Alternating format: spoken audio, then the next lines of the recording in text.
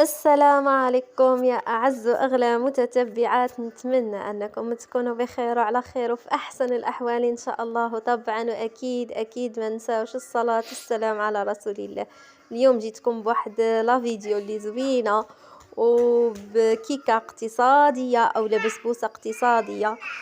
كنتمنى تنال الإعجاب ديالكم وما تنسونيش الغزالات ديالي من البارتاج مع الأهل والأحباب واللايك كذلك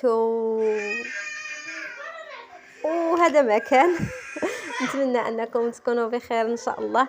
بما أنه وقت المندرين أو الكليمونتين، هذا وقته، علاش لا ما تستغلوهش في وصفات اللي كتكون اقتصادية وفي نفس الوقت كتجي روعة روعة روعة. ها هي كيف ما كتلاحظوا يبقى سخونة. انا درت هنا جوج، وحده لواحد الكليانه ديالي ووحده لوليداتي. الصراحه كتكون اقتصاديه، وكيف ما كتلاحظوا ها هي كتجي هشيشه. فنه ما شاء الله. فقط بيضه واحده ويلا معايا المقادير، وكنتمنى انكم تجربوها وتردوا عليا. وكيف ما قلت لكم ما تنساوش اللايك والبارطاج مع الاهل والاحباب. غادي ننتقلوا للمقادير الغزالات ديالي. كيف ما كتلاحظوا عندي هنايا بيضه واحده فقط. عندي قريب كأس مع مرش ديال الزيت، كذلك سكر سنيده، يعني على حسب الذوق والحلاوه ديالكم اللي كتبغيو نتوما. انا هنايا لا الكليانه ديالي ولا انا ما كنبغيش الحلاوه بزاف. عندي جوج خمارات، وعندي كاس ونص ديال العصير ديال المندرين، وعندي جوج مندرينات اللي غادي نخليهم هكاك نطحنهم بهم بالقشره ديالهم، واحد القبيصه ديال الملح لتصحيح الذوق. وغادي نطحن الكل في المولينيكس، وعاد غادي نزيد عليه الفينو.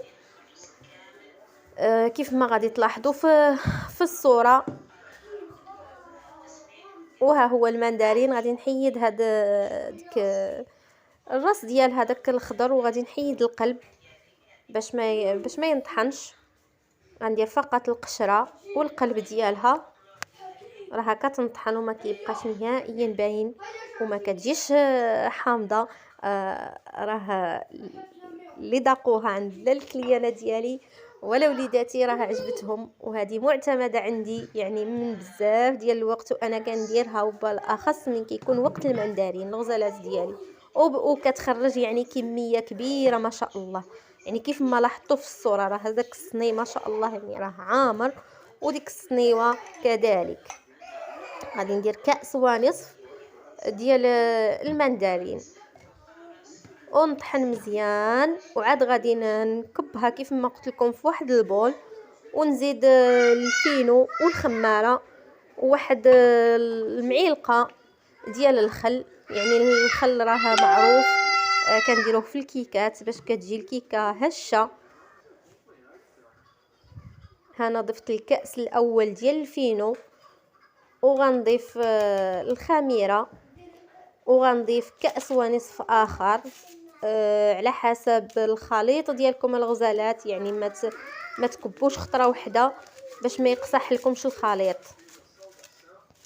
هانتوما غتشوفوا كيفاش غيكون القوام في الاخير، وشوفوا ما شاء الله كيفاش كيجي اللون. كيجي رائع رائع، اللون خطير كيجي ديال المندرين. الصراحه راه ما كتجيش كيكه بيضاء. كيف ما قلت لكم هنا بعد ما ضفت الكأس الثاني والنصف ديال الفينو، سمحوا لي راه تقطعت لي داك المقطع، وزدت واحد المعلقه ديال الخل، وكنخلط بهذه الطريقه هذه. كيف ما كتلاحظوا كنمزج مزيان، وكنخلي الخليط شويه خفيف كيف ما لاحظتوا في الصوره، لان الفينو كيشرب الغزالات ماشي بحال الدقيق الفرص. وكندهن المول اللي غادي ندخل الفرن، وغادي نطلع يدي. يعني هاد الطريقه راه كيعرفوها الكل. نطلع يدي مزيان ونخوي الخليط في المول. وهنا الفران الغزالات ديالي كان بارد، حتى قربت نديرها عاد شعلت له ودرت الكيكه على نار مهيله. انا عندي فران ديال الغاز كنخلي نار مهيله، وكطيب على 45 دقيقه. كتجي هي هذيك كيف ما كتلاحظوا كندير هاد الطريقه هذه باش ما كتطلعش الكيكه وكتنفخ في الوسط، هذا معلومه. وكنضرب الكيكه شويه وندخلها للفرن، وهذه هي النتيجه النهائيه. كتجي غزاله الغزالات ديالي كيف ما قلت لكم. هذه الاولى، ودرت واحده اخرى الكليانه ديالي اللي الصراحه نالت الاعجاب ديالها، وشوفوا كيفاش كيدخل فيها الموس، كتجي غزاله غزاله الغزالات ديالي. كنتمنى اللي وصل هنا ما ينسانيش من البارطاج كيف ما قلت لكم، من اللايك، وما نقول لكم الا مع السلامه.